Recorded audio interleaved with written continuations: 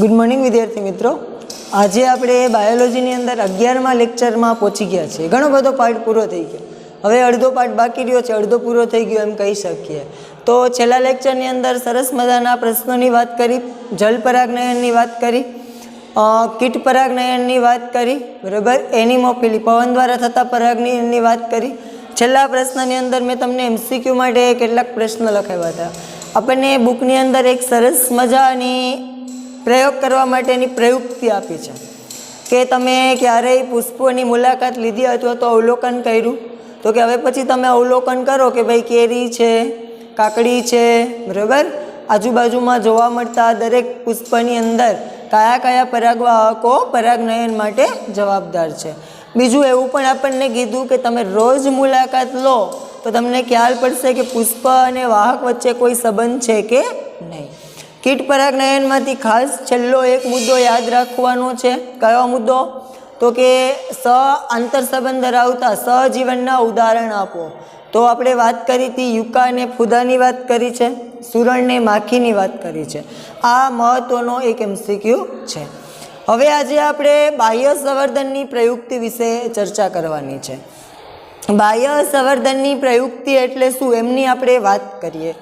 आ प्रश्न छे ने थियरी में पण पूछाई सके, पण मारू एवुं मानवुं छे कि आ प्रश्नमांथी तमने एक एमसीक्यू नीट के गुजकेटनी अंदर आवशे ज। एटले एमसीक्यू माटे याद राखजो अने बरोबर समझजो, नहीं तो तमने आ प्रश्नमां ख्याल पण नहीं पड़े, बराबर। तो बाह्य संवर्धननी प्रयुक्ति समजावो। आवो क्वेश्चन्स लखजो, तमे सेट नोटनी अंदर क्वेश्चन्स लखजो। बाह्य संवर्धननी प्रयुक्ति समजावो। हवे बाह्य संवर्धननी प्रयुक्ति समझाओ। आ तो तमने बेठो प्रश्न पूछाई सके कि बाह्य संवर्धननी प्रयुक्ति समझाओ, पण घणी वखत तमने उलट सुलट फेरवीने प्रश्न पूछो होय तो आ प्रश्न तमने एवो आवशे कि परपरागनयन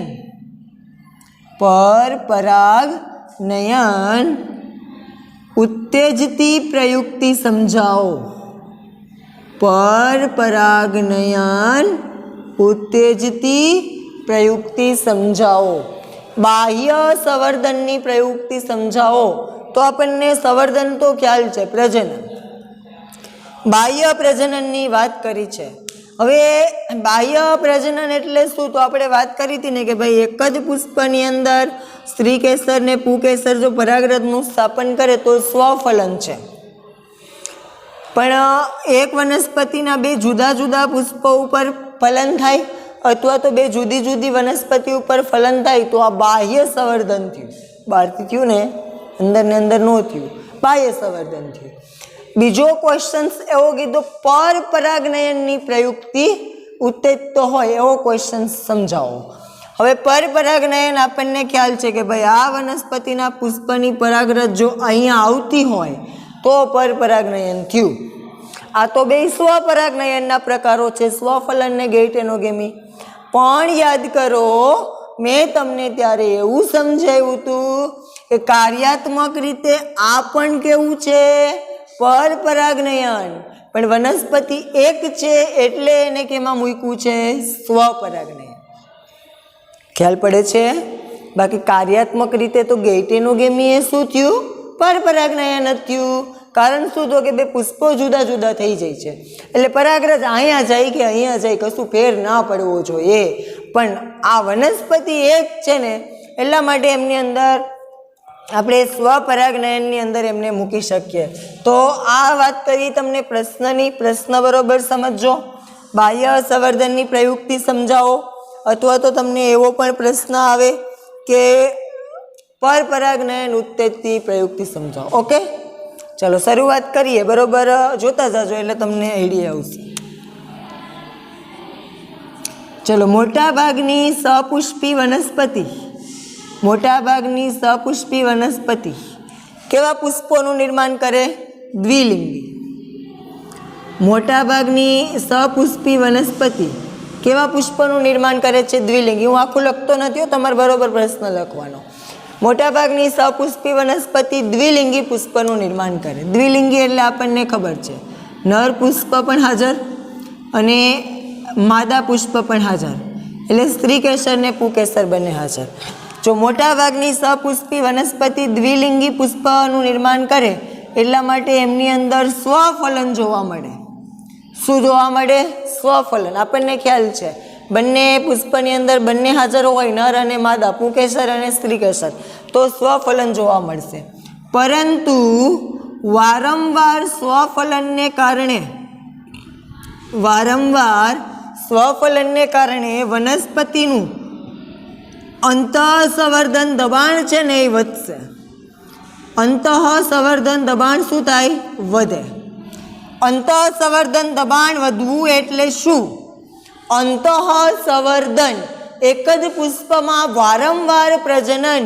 યાદ કરજો, આગળનો લેક્ચર મેં તમને સમજાવ્યું હતું કે જ્યારે એક જ પુષ્પમાં વારંવાર પ્રજનન થાય, સ્વફલનમાં મેં તમને સમજાવ્યું હતું, ત્યારે કેવા જનીનનું નિર્માણ થાય છે? બુકની અંદર લખાયું હતું હાનિકારક અને પ્રચ્છન્ન. કેવા જનીનનું નિર્માણ થાય છે? હાનિકારક અને પ્રચ્છન્ન જનીનોનું નિર્માણ થાય છે. ક્યારે હાનિકારક ને પ્રચ્છન્ન જનીનનું નિર્માણ થાય? આગળ પાના ફેરવું એમાં લખાયું છે. ક્યારે? તો કે વારંવાર સ્વફલન થાય તો, વારંવાર ઓટોગેમી એક જ પુષ્પમાં થાય ને તો એમાંથી હાનિકારક અને પ્રચ્છન્ન જનીનનું નિર્માણ થાય. અને હાનિકારક ને પ્રચ્છન્ન જનીનનું જ્યારે પુષ્પની અંદર નિર્માણ થશે ત્યારે પુષ્પ છે ને ખોડખાપણવાળું નિર્માણ પામે, તો ફળ પણ બનતું નથી. તો આવું જ્યારે વારંવાર થાય, વારંવાર જ્યારે હાનિકારક ને પ્રચ્છન્ન જનીનનું નિર્માણ થાય છે ત્યારે એને કહેવાનું અંતઃસંવર્ધન દબાણ. વનસ્પતિની અંદર વારંવાર સ્વફલન થાય તો અંતઃસંવર્ધન દબાણ વધે, જેને કારણે હાનિકારક અને કેવા જનીનોનું નિર્માણ થાય છે? પ્રચ્છન્ન જનીનનું નિર્માણ થાય. તો અંતઃસંવર્ધન દબાણ વધે છે. હવે જોજો શું થયું? સપુષ્પીમાં દ્વિલિંગી પુષ્પનું નિર્માણ થયું એટલે સ્વફલન થયું, એને કારણે અંતઃસંવર્ધન દબાણ વધ્યું. આ દબાણને ઘટાડવા માટે તો કે એમની અંદર પરપરાગનયનની કેટલીક પ્રયુક્તિને ઉત્તેજવામાં આવે છે. આ દબાણને ઘટાડવા માટે, અંતઃસંવર્ધન દબાણને ઘટાડવા માટે કયું પરાગનયન ઉત્તેજવામાં આવે? પરપરાગનયન. હવે જ્યારે પરપરાગનયન થશે ત્યારે બે પુષ્પો કેવા થઈ જાય? જુદા જુદા. ગેટેનોગેમીમાં અને જેનોગેમીમાં તો બે વનસ્પતિએ કેવી થઈ ગઈ? જુદી જુદી થઈ ગઈ. એટલા માટે અંતઃસંવર્ધનનું દબાણ છે ઘટી ગયું. નહીં કયું સંવર્ધન થઈ ગયું? બાહ્ય સંવર્ધન. સમજાય છે? બરાબર. પરપરાગનયનની પ્રયુક્તિને ઉત્તેજવામાં આવે. કેવી પ્રયુક્તિને ઉત્તેજવામાં આવે? તો એમની પ્રયુક્તિ વિશે ચર્ચા કરીએ. પરપરાગનયનની પ્રયુક્તિઓ, એવો મુદ્દો પાડજો. પરપરાગનયનની પ્રયુક્તિઓ, આવો એક ટોપિક છે ને તમે પાડજો. પરપરાગનયનની પ્રયુક્તિઓ. ચલો એમાં જોઈએ તો કે કેટલીક વનસ્પતિમાં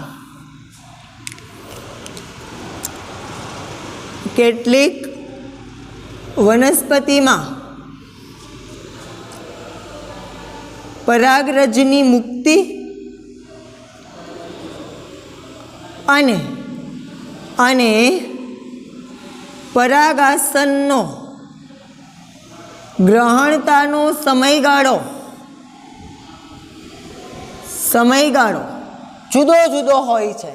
તો શું થયું? તો કે કેટલીક વનસ્પતિઓ એવી છે કે જેમની અંદર પરાગરજની મુક્તિ અને પરાગાસનના ગ્રહણતાનો સમયગાળો કેવો છે? જુદો જુદો છે. પરાગાસનના ગ્રહણતાનો સમયગાળો જુદો હોય છે. બરાબર. તો કે તો કેવું થાય? તો કે જે સમયે પરાગરજ ઉત્પન્ન થાય અથવા તો પરાગરજ મુક્ત થાય તેની પહેલાં જ પરાગાસન ગ્રહણશીલ બની જાય. પરાગાસન ગ્રહણશીલ બની ગયું હોય એટલે ગ્રહણશીલ હોય તો શું થતું નથી? સ્વફલન થતું નથી. તો આ પ્રયુક્તિ શું ઉત્તેજશે? પરપરાગનયન. એમને નહીં સમજાય, તમને સમજાવું છું. આપણી પાસે સરસ મજાનું પુષ્પ છે. આ આપણું સ્ત્રીકેસર છે અને આ આપણું શું કેસર છે? હવે સ્વફલન થવું એટલે શું? તો કે જ્યારે અહીંયાથી પરાગરજ મુક્ત થાય એ જ સમયે સ્ત્રી કેસરનું પરાગાસન એને શું કરે? ગ્રહણ કરે, તો સ્વફલન થાય. આપણે તો સ્વફલનને અટકાવવું છે, તો કેવી પ્રયુક્તિ થવી જોઈએ? તો કે આ પહેલી પ્રયુક્તિ થવી જોઈએ કે જ્યારે પરાગરજ મુક્ત થાય અને એ સમયે પરાગાસનના ગ્રહણનો સમયગાળો એક ના હોય. કેવો હોય? જુદો જુદો હોય. એટલે કે જે સમયે પરાગરજ મુક્ત થાય એની પહેલાં જ પરાગાસન કેવું બની ગયું? ગ્રહણશીલ બની જતું હોય. હવે જો અહીંયાથી પરાગરજ મુક્ત થઈ છે, એની પહેલાં જ પરાગાસને કોઈ અન્ય વનસ્પતિની પરાગરજને સ્વીકારી લીધી, તો હવે મુક્ત થતી પરાગરજ અહીંયા દાખલ થાય તો આ સ્ત્રી કેસર એમને સ્વીકારે? તો કે ના, એમને ગ્રહણ જ નહીં કરે. કેમ? તો કે એમને તો ઓલરેડી કોઈ અન્યની પરાગરજ લઈ લીધી છે. તો બેનો સમયગાળો જુદો જુદો હોય તો સ્વફલન અટકાવી શકાય. કયું ફલન અટકાવી શકાય? સ્વફલન અટકાવી શકાય અને પરપરાગનયનને ઉત્તેજી શકાય. તો હવે આ પરાગરજ શું કરશે? તો કે આ પરાગરજ કોઈ અન્ય પુષ્પ ઉપર દાખલ થવાનું કરે. તો કયું પરાગનયન ઉત્તેજાણું? પરપરાગનયન. ખ્યાલ પડે છે? બરાબર. તો જે સમયે પરાગરજ મુક્ત થતી હોય એની પહેલાં જ તો કે પરાગાસન છે ને ગ્રહણશીલ બની જતું હોય છે. આવા ઉદાહરણની અંદર યાદ રાખવાનું છે સૂર્યમુખી. કયું ઉદાહરણ યાદ રાખવાનું છે? સૂર્યમુખી. સૂર્યમુખીની અંદર આવું જોવા મળશે. બરાબર. કેવું જોવા મળશે? તો કે સૂર્યમુખીમાં પરાગાસન અને પરાગાશય બંનેનો પરિપક્વતાનો સમયગાળો કેવો છે? જુદો જુદો. જ્યારે સૂર્યમુખીના પરાગાશયમાંથી પરાગરજ મુક્ત થાય એ સમયે ઓલરેડી સૂર્યમુખીનું પરાગાસન કેવું બની ગયું હોય? ગ્રહણશીલ. એટલે સૂર્યમુખીની પરાગરજ અન્ય પુષ્પ ઉપર દાખલ થશે. તો સ્વફલન અટકાવી શકાય. બરાબર. આમની અંદર અને પરફલનને આપણે ઉત્તેજી શકીએ. બીજો મુદ્દો એમની અંદર જ યાદ રાખવાનો, કેટલીક વનસ્પતિમાં પરાગરજ મુક્ત થાય, કેટલીક વનસ્પતિમાં પરાગરજ મુક્ત થાય તેના ઘણા સમય પહેલાં પરાગાસન ગ્રહણશીલ બની ગયું હોય. એટલે પરાગાસન ગ્રહણશીલ હોય તો પણ સ્વફલન કરી શકાતું નથી. બરાબર. તો પણ પરફલન છે એ ઉત્તેજાય છે. એટલે બીજું યાદ રાખવાનું છે કે પરાગરજ જ્યારે મુક્ત થાય એને ઘણા સમય પહેલાં પરાગાસન ગ્રહણશીલ બની ગયું હોય. આવું ઉદાહરણ યાદ રાખવાનું છે પામ્સ વનસ્પતિ. કઈ વનસ્પતિ? પામ્સ વનસ્પતિ. હવે જો બેયમાં મુદ્દો એક જ છે, તો બેયમાં ડિફરન્સ શું છે? તો કે આમની અંદર જે સમયે પરાગરજ મુક્ત થાય ને એના થોડાક સમય પહેલાં પરાગાસન કેવું બની ગયું હોય? ગ્રહણશીલ. અને આમની અંદર પરાગરજ મુક્ત થાય ને એના ઘણા સમય પહેલાં પરાગાસન ઓલરેડી ગ્રહણશીલ હોય, એટલે પરાગરજને સ્વીકારતું નથી. તો બંને પ્રયુક્તિની અંદર સ્વફલન અટકે છે અને પરફલન છે ને એ ઉત્તેજાય છે. ખ્યાલ પડે છે? આપણે સ્વફલનને અટકાવવું છે. સ્વફલનને શા માટે અટકાવવું છે? અંતઃસંવર્ધનનું દબાણ ઘટાડવા માટે. અને અંતઃસંવર્ધનનું દબાણ તો જ ઘટે જો સ્વફલન અટકે. અને સ્વફલનને અટકાવવા માટે કયું પ્રેરવું પડે? ઉત્તેજવું પડે પરપરાગનયન. એટલે ગેઇટેનોગેમી એ પરપરાગનયન જ છે કાર્યાત્મક રીતે, અને પરવશ જેનોગેમી. તો પહેલી પ્રયુક્તિ બરોબર યાદ રાખજો. પૂછાશે તમને પ્રયુક્તિ પહેલી, તો કે કેટલીક વનસ્પતિમાં પરાગરજની મુક્તિ અને પરાગાસનના ગ્રહણનો સમયગાળો એક હોતો નથી, અથવા તો કેવો હોય છે? જુદો હોય છે. તો કે જે સમયે પરાગરજ મુક્ત થાય એની પહેલાં જ પરાગાસન કેવું બની ગયું હોય? ગ્રહણશીલ. ઉદાહરણ સૂર્યમુખી. બીજો મુદ્દો કે પરાગરજ મુક્ત થાય તેના ઘણા સમય પહેલાં છે ને તો કે પરાગાસન ગ્રહણશીલ બની ગયું હોય. હવે આમની અંદર ઉદાહરણ યાદ રાખવાનું છે પામ્સ વનસ્પતિ. પામ્સ છે ને દક્ષિણ ભારતની અંદર જોવા મળતી વનસ્પતિ છે. આગળના ચેપ્ટરમાં પામ્સનો અભ્યાસ આપણે કરશું. તો આ વાત કરી છે પહેલી પ્રયુક્તિની. ચલો હવે વાત કરીએ બીજી પ્રયુક્તિની. બરાબર. બીજી પ્રયુક્તિની ચર્ચા કરીએ. પહેલી પ્રયુક્તિમાં શું થયું? જ્યારે પરાગરજ મુક્ત થાય એના થોડા કે વધારે સમય પહેલાં પરાગાસન કેવું બની ગયું હોય? ગ્રહણશીલ. ઉદાહરણ સૂર્યમુખી અને પામ્સ. ઓકે. ચલો હવે જોજો બીજી પ્રયુક્તિની ચર્ચા કરીએ. તો કે કેટલીક વનસ્પતિમાં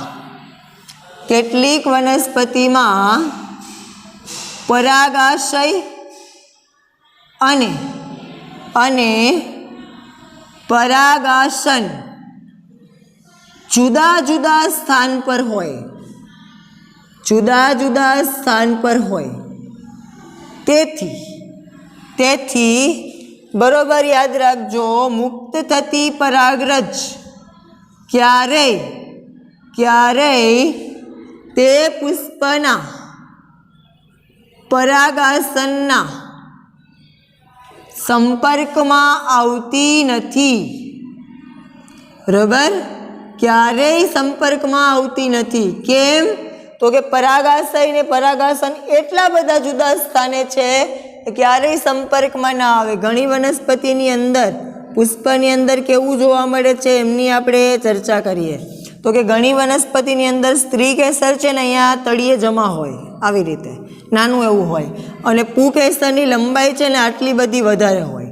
હવે શું થાય તો કે આ પરાગાશય ને આ પરાગાસન બંને કેવા સ્થાને છે? જુદા જુદા સ્થાને છે. કેવા સ્થાને? બંને જુદા જુદા સ્થાને છે. એટલે મુક્ત થતી પરાગરજ આ જ પરાગાસનના સંપર્કમાં ક્યારેય આવતી નથી. બરાબર, બે જુદા જુદા સ્થાને છે. એટલે આ પરાગરજ પુષ્પ દ્વિલિંગી હોવા છતાં આ પરાગરજને ઉડીને અન્ય પુષ્પ પર જવું પડે તો કઈ ઘટના અટકી ગઈ? સ્વફલન. કઈ ઘટના અટકી ગઈ? સ્વફલન. આવું કેમાં જોવા મળે છે? તો આવું એક સરસ મજાનું ઉદાહરણ યાદ રાખવાનું છે, પ્રિમ્યુલા વનસ્પતિ. કઈ વનસ્પતિ? પ્રિમ્યુલા. ખૂબ જ આકર્ષક અને રંગબેરંગી પુષ્પોવાળી વનસ્પતિ છે. પણ એમની અંદર શું થાય છે તો કે પુષ્પની અંદર પરાગાસન અને પરાગાશય જુદા જુદા સ્થાન પર છે, એટલે બંને ક્યારે એકબીજાના સંપર્કમાં આવતા નથી. તો આમની અંદર પણ સ્વફલન અટકાવાઈ ગયું, આમની અંદર પણ સ્વફલન અટકાવાઈ ગયું. બંનેમાં પુષ્પો કેવા છે?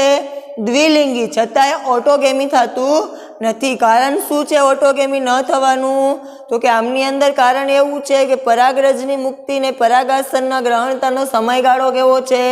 જુદો જુદો છે. જ્યારે પરાગરજ મુક્ત થાય તેના થોડા કે ઘણા સમય પહેલાં ઓલરેડી પરાગાસન કેવું હોય છે? ગ્રહણશીલ હોય છે. ઉદાહરણમાં સૂર્યમુખી અને પામ્સ. આમાં પણ ઓટોગેમી અટકાવાયું છે. આમાં પણ શું થયું? ઓટોગેમી અટકાવાયું છે. કારણ શું છે તો કે પરાગાશય ને પરાગાસન બંને જુદા જુદા સ્થાન પર છે, એટલે મુક્ત થતી પરાગરજ છે ને ક્યારેય પરાગાસનના સંપર્કમાં આવતી નથી. એમાં ઉદાહરણ યાદ રાખવાનું છે પ્રિમ્યુલા. તમારી પાસે એક અક્ષરાનંદ પબ્લિકેશનનું તમને આપ્યું છે બાયોલોજીમાં. તમે એમની અંદર આમના એમસીક્યુ જોજો આ ટોપિકના. બરાબર, આમાંથી તમને એક સરસ મજાનો એમસીક્યુ આવશે. બરાબર, સમજશો ને તો જ તમને યાદ રહેશે, નહીંતર આ તમને યાદ નહીં રહે. ઉદાહરણો સાથે તમારે એમસીક્યુ છે ને યાદ રાખવાના છે. એમસીક્યુ હું તમને હજી એક્સ્ટ્રા પણ આ ચેપ્ટરના આપીશ, એટલે તમારે એમસીક્યુ છે ને સોલ્વ કરવાના છે. આ ટોપિક માટે એમસીક્યુ ખાસ યાદ રાખવાના છે. ભલે વાર લાગે, નિરાતે સમજજો કે પહેલી પ્રયુક્તિ દર્શાવી છે અને બીજી પ્રયુક્તિ દર્શાવી છે. બંને પ્રયુક્તિની અંદર સ્વફલન અટકી ગયું, પણ હજી આપણે એવું ના કહી શકીએ કે ગેઇટેનોગેમી થતું હશે કે જેનોગેમી થતું હશે. એવું આપણે હજી ચોક્કસ કહી શકતા નથી, કેમ કે બંને પ્રક્રિયાઓ થઈ શકે. ગેઇટેનોગેમી પણ થઈ શકે અને જેનોગેમી પણ થઈ શકે છે. ચલો ત્રીજી પ્રયુક્તિની વાત કરીએ. બહુ મહત્વની ત્રીજી પ્રયુક્તિ છે સ્વ અસંગતતા. ત્રીજી પ્રયુક્તિ કઈ છે? સ્વ અસંગતતા. જો ફરીથી એકવાર કહું છું, બંને પ્રયુક્તિમાં સ્વફલન એક જ અટકાણું છે. બરાબર, ગેઇટેનોગેમી ને જેનોગેમી કહી ના શકાય કે કયું થશે. ચલો ત્રીજી પ્રયુક્તિની વાત કરીએ. ત્રીજી પ્રયુક્તિ છે સ્વ અસંગતતા. સ્વ અસંગતતા નામ પરથી તમને ખ્યાલ પડશે. સ્વ અસંગતતા. બરાબર, વનસ્પતિ પોતે જ અસંગતતા ઉત્પન્ન કરે છે. વનસ્પતિ પોતે જ ફલન અટકાવે છે, સ્વફલન અટકાવે છે. સ્વ અસંગતતા. બરાબર, યાદ રાખજો. આ એક જનની ક્રિયાવિધિ છે. કેવી ક્રિયાવિધિ છે? જનની ક્રિયાવિધિ છે. આ જે વનસ્પતિની આપણે ચર્ચા કરશું, આ વનસ્પતિના દરેક છોડના દરેક પુષ્પ આ ક્રિયા કરે છે, કેમ કે જનની ક્રિયાવિધિ છે. તો કે આ ક્રિયાવિધિમાં બીજો મુદ્દો યાદ રાખજો. આ ક્રિયાવિધિમાં એક છોડના एक ज पुष्प के एक છોડના બે જુદા જુદા પુષ્પો વચ્ચે પરાગનયનની ઘટના અટકાવાઈ છે, પરાગનયન અટકાવાય છે। જો આ પ્રક્રિયા જનનિક છે।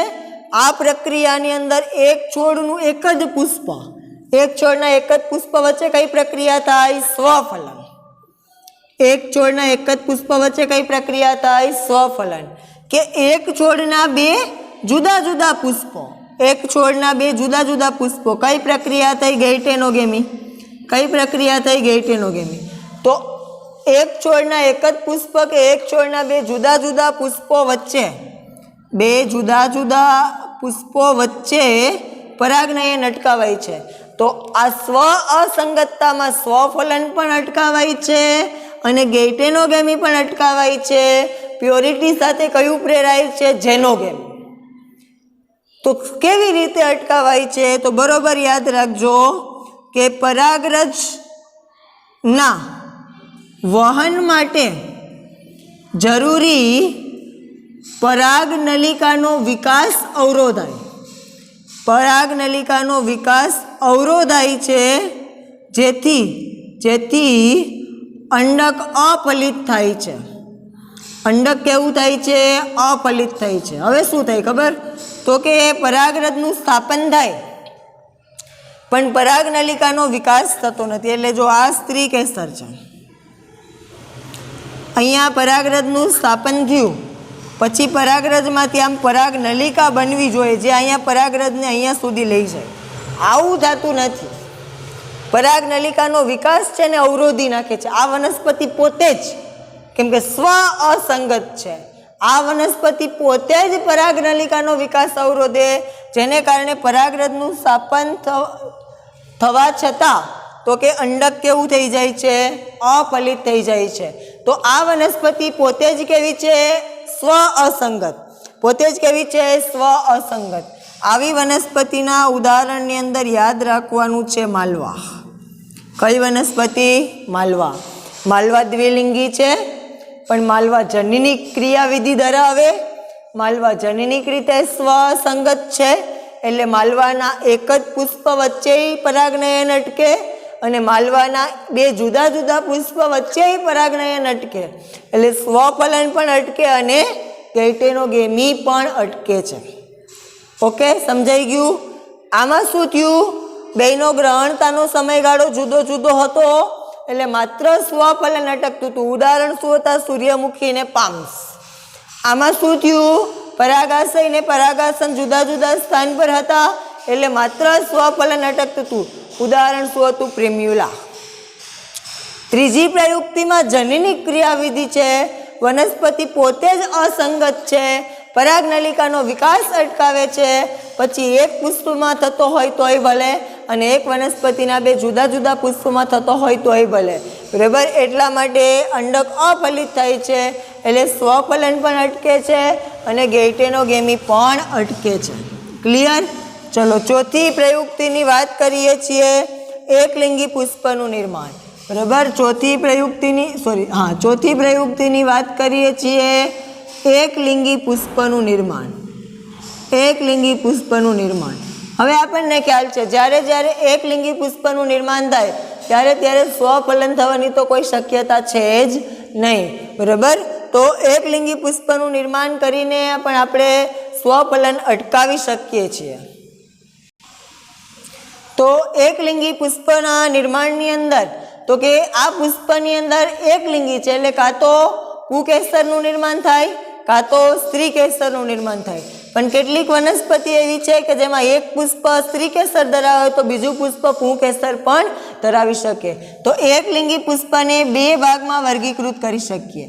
એકલિંગી પુષ્પ ધરાવતી વનસ્પતિને બે ભાગમાં વર્ગીકૃત કરી શકીએ, એકસદની વનસ્પતિ, એકસદ વનસ્પતિ અને દ્વિસદ વનસ્પતિ। બે ભાગની અંદર આપણે એમને વર્ગીકૃત કરી શકીએ, એકસદની વનસ્પતિ અને બીજી દ્વિસદની વનસ્પતિ। એકસદની વનસ્પતિની અંદર આપણે ચર્ચા કરીએ તો એકસદની વનસ્પતિ એટલે શું? એકસદની વનસ્પતિ એટલે શું? તો કે એક જ છોડ પર નર અને માદા ધરાવતા અંગો ધરાવતા બે જુદા જુદા પુષ્પો ઉદ્ભવે. બે જુદા જુદા પુષ્પો શું થાય છે? ઉદ્ભવે. એટલે શું થયું? છોડ એક જ છે પણ એમની અંદર એક પુષ્પ અહીંયા ઉદ્ભવ્યું, બીજું પુષ્પ અહીંયા ઉદ્ભવ્યું. તો એક પુષ્પની અંદર માત્ર સ્ત્રી કેસર છે અને બીજા પુષ્પમાં માત્ર શું છે? પુંકેસર છે. તો આવી વનસ્પતિને શું કહેવાનું? એકસદની વનસ્પતિ. પુષ્પ કેવું થયું? એકલિંગી. આ પુષ્પ એકલિંગી ને આ પુષ્પ એકલિંગી, પણ છોડ એક જ છે. એક છોડ પર એક પુષ્પ માદા છે ને બીજું પુષ્પ નર છે. તો તમે હવે વિચારો કે આમની અંદર કયું ફલન અટકી શકે ને કયું ફલન ના અટકી શકે. વિચારો, કયું ફલન અટકાવી શકાય? સ્વફલન. સ્વફલન શ્યોરિટીથી અટકી શકે. એટલે સ્વફલન અટકે, સ્વફલન અટકે, પરંતુ ગેઇટેનોગેમી અટકાવી શકાતું નથી. બરાબર? તમને સમજાતું હશે કે સ્વફલન અટકે કેમ કે પુષ્પ પાસે એક જ અંગ છે, કાં તો નર છે કાં તો માદા છે, પણ ગેઇટેનોગેમી અટકી શકે નહીં. કેમ? તો કે આ પરાગરજ ઉત્પન્ન થઈને અહીંયા જઈ શકે. આ ઘટનાને આપણે શું નામ આપીએ છીએ? ગેઇટેનોગેમી. તો આ એકસદની વનસ્પતિ એવી છે કે જેમની અંદર એક જ છોડ પર નર અને માદા બંને જુદા જુદા પુષ્પ ઉદ્ભવે. એટલા માટે સ્વફલન અટકાવી શકાય, પરંતુ ગેઇટેનોગેમી અટકાવી શકાતું નથી.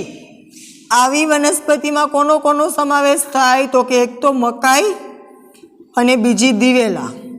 જો એકલિંગી વનસ્પતિ છો, મકાઈ અને દિવેલા બંને કેવી વનસ્પતિ છે? એકલિંગી. પણ એમની અંદર બંને પ્રકારના પુષ્પો જોવા મળે. આથી સ્વફલન અટકાવી શકાય પણ ગેઇટેનોગેમી અટકાવી શકાતું નથી. ઓકે, ચલો. એમનાથી આગળ દ્વિસદની વનસ્પતિ. એમનાથી ઉલટું છે. આમાં એક જ છોડ પર નર અને માદા બે પુષ્પો જુદા જુદા હોઈ શકે. આમની અંદર શું હોય છે? તો કે એક જ છોડ પર નર કે માદા કોઈ એક પુષ્પ ઉદ્ભવે. એટલે જો એક છોડ પર બે પુષ્પ ઉદ્ભવતા નથી. એટલે એક છોડ પર શું થાય? જો માદા પુષ્પ હોય તો બે પુષ્પ માદા જ ઉદ્ભવે, અને એક છોડ પર જો નર પુષ્પ હોય તો બે પુષ્પ કેવા ઉદ્ભવે? નર જ ઉદ્ભવે. તો હવે તમે મને કહો આમાં સ્વફલન અટકે? તો કે આ સર અટકે. કેમ? તો કે સ્ત્રી કેસર તો છે નહીં. ગેઇટેનોગેમી અટકે? તો કે આ સર અટકે. સ્ત્રી કેસર છે નહીં. આમની પાસે સ્ત્રી કેસર છે તો આમની પાસે પુંકેસર નથી. એટલે આ પરાગરજ ઉડીને અહીંયા આવે તો આ તો શું થઈ ગયું? જેનોગેમી, પરવશ. તો આમની અંદર યાદ રાખવાનું કે સ્વફલન અને ગેઇટેનોગેમી, સ્વફલન અને ગેઇટેનોગેમી બંને અટકાવી શકાય છે. બરાબર? સ્વફલન પણ અટકાવી શકાય અને ગેઇટેનોગેમી પણ અટકાવી શકાય છે. કેમ? તો કે પુષ્પ એકલિંગી છે પણ દ્વિસદની વનસ્પતિ છે. એટલે એક જ છોડ પર એક જ પ્રકારનું પુષ્પ ઉદ્ભવે. પુષ્પ કાં તો નર હોય અને કાં તો માદા હોય. એટલા માટે બંને ઘટના અટકાવી શકાય. આવા ઉદાહરણમાં યાદ રાખવાનું છે પપૈયા. શું ઉદાહરણ યાદ રાખશું? પપૈયા. તો આ 4 બાહ્ય સંવર્ધનની પ્રયુક્તિઓ થઈ. બરોબર? નોંધી લેજો. સેટ નોટની અંદર આપણે હમણાં ટેક્સ્ટ બુકમાંથી પણ જોઈએ. બરોબર? નોંધજો. ફરીથી સમજાવું છું એકવાર. પરપરાગનયન ઉત્તેજતી પ્રયુક્તિઓ સમજાવો અથવા બાહ્ય સંવર્ધનની પ્રયુક્તિઓ સમજાવો. તો કે પહેલો મુદ્દો નોંધવાનો છે કે સપુષ્પી વનસ્પતિ દ્વિલિંગી હોવાને કારણે સ્વફલન વધારે થાય ત્યારે અંતઃસંવર્ધન દબાણ વધે છે. આ અંતઃસંવર્ધન દબાણને ઘટાડવા માટે સ્વફલન અટકાવી અને પરપરાગનયનની ઘટનાને ઉત્તેજવામાં આવે છે. આ ઘટનાને ઉત્તેજવા માટે જુદી જુદી 4 પ્રયુક્તિઓ હોય છે. પહેલી પ્રયુક્તિ તો કે કેટલીક વનસ્પતિમાં પરાગરજની મુક્તિ ને પરાગાસનનો ગ્રહણતાનો સમયગાળો એક હોતો નથી. તો કે જ્યારે પરાગરજ મુક્ત થાય તેના થોડા સમય પહેલાં અથવા એના ઘણા સમય પહેલાં પરાગાસન ગ્રહણશીલ બની ગયું હોય.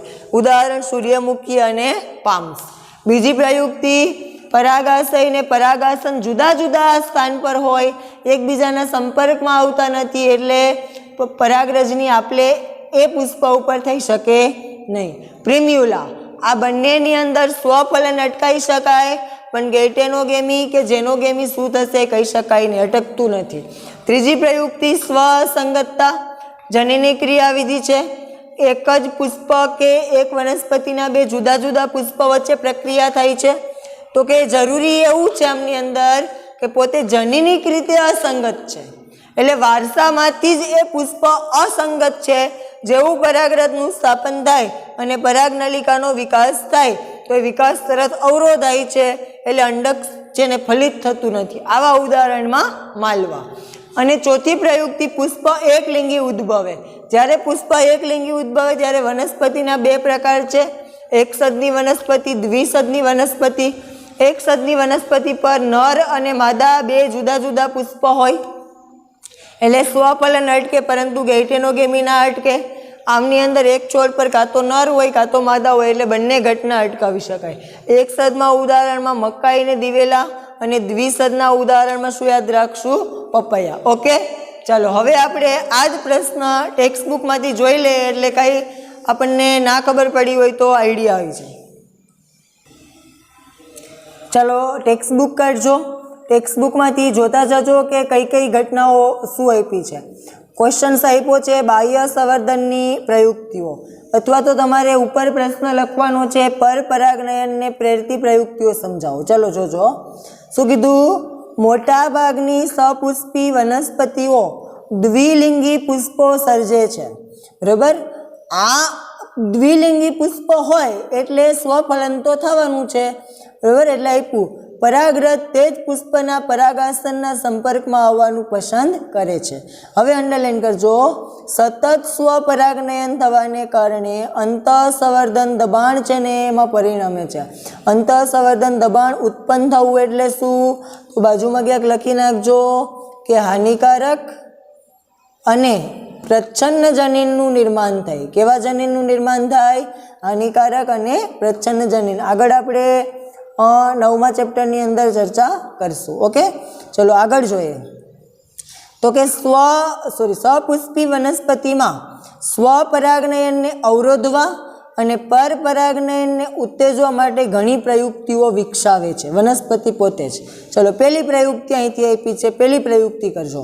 તો કે કેટલીક જાતિમાં પરાગરજની મુક્તિ, અંડરલાઈન કરજો, પરાગરજની મુક્તિ અને પરાગાસનની ગ્રહણ ક્ષમતાનો તાલમેળ હોતો નથી. જો શા માટે હોતો નથી? તો કે પરાગાસન ગ્રહણશીલ બને તેના પહેલાં જ પરાગરજ મુક્ત થઈ જાય, અથવા તો પરાગરજ મુક્ત થાય એના ઘણા સમય પહેલાં પરાગાસન ગ્રહણશીલ બની જાય. બરાબર, બંને ઘટના એક જ થઈ. એમના ઉદાહરણો નથી આપ્યા, તમારે એમના ઉદાહરણો મેં તમને બોર્ડ પર લખાવ્યા છે, લખવાના છે, સૂર્યમુખી અને પામ્સ. ચલો આગળ બીજી પ્રયુક્તિ આપી કે પરાગાશય અને પરાગાસન જુદા જુદા સ્થાન પર હોય, જેથી પુષ્પના પરાગાસનના સંપર્કમાં પરાગરજ ક્યારેય આવી શકતી નથી. આમ બંને પ્રયુક્તિઓ સ્વફલનને શું કરે છે? અવરોધે છે. એમાં ઉદાહરણ શું યાદ રાખવાનું? પામ્સ. ઉદાહરણ લખતા જજો, તમને મેં બોર્ડ પર લખાવ્યા છે, અમને અંદર આપ્યા નથી પણ પૂછાય છે. ચલો ત્રીજી પ્રયુક્તિની વાત કરી. ત્રીજી પ્રયુક્તિ અંતઃસંવર્ધનને અટકાવે છે. કેવી રીતે અટકાવે છે? તો કે તે સ્વ અસંગત છે. પોતે ત્રીજી પ્રયુક્તિ પોતે વનસ્પતિ કેવી છે? સ્વ અસંગત છે. અંડરલાઈન કરજો, આ એક જનીની ક્રિયાવિધિ છે જે સ્વપરાગનયનને અવરોધે છે, એટલે કે તે જ પુષ્પ અથવા તો તે જ વનસ્પતિના અન્ય પુષ્પ તો સ્વફલનને ગેઇટેનોગેમી પણ અવરોધાય છે. સ્ત્રી કેસરમાં પરાગરજના અંકુરણ કે પરાગનલિકાના વિકાસને અવરોધે છે, જેથી અંડકો ફલિત થતા નથી, ફલિત થતા અટકાવે છે. સ્વપરાગનયનને અટકાવવા માટેની આ એક પ્રયુક્તિ છે. રેડી, આગળ આપ્યું છે બીજી એક પ્રયુક્તિ છે જે એકલિંગી પુષ્પ ઉત્પન્ન કરવા જોઈએ. જો વનસ્પતિની અંદર નર અને માદા બંને પ્રકારના પુષ્પો એક જ વનસ્પતિ પર ઉગતા હોય એટલે કે એકસદની વનસ્પતિ હોય, કઈ વનસ્પતિ? દિવેલા અને મકાઈ, તો સ્વફલન અટકાવી શકાય, પરંતુ ગેઇટેનોગેમી અટકાવી શકાય નહીં. કેમ? તો કે કાં તો નર હાજર હોય અને કાં તો માદા, બંને એક એક પુષ્પ હાજર હોય એટલે સ્વફલન અટકે, ગેઇટેનોગેમી અટકે નહીં. પપૈયા જેવી વનસ્પતિમાં નર અને માદા પુષ્પ ભિન્ન છોડ પર સર્જાય, એટલે એક છોડ પર નર તો બીજા છોડ પર માદા, જેથી આવી વનસ્પતિ દ્વિસદની છે અને આવી વનસ્પતિમાં સ્વફલન અને ગેઇટેનોગેમી બંને અટકાવી શકાય છે. આ ક્વેશ્ચન્સમાં ઉદાહરણો આપ્યા નથી. તમે બરોબર ટેક્સ્ટબુકમાં પણ ઉદાહરણો નોંધી લેજો, બોર્ડ પર મેં લખ્યા છે અને તમારે આ પ્રશ્ન આવી રીતે લખવાનો નથી.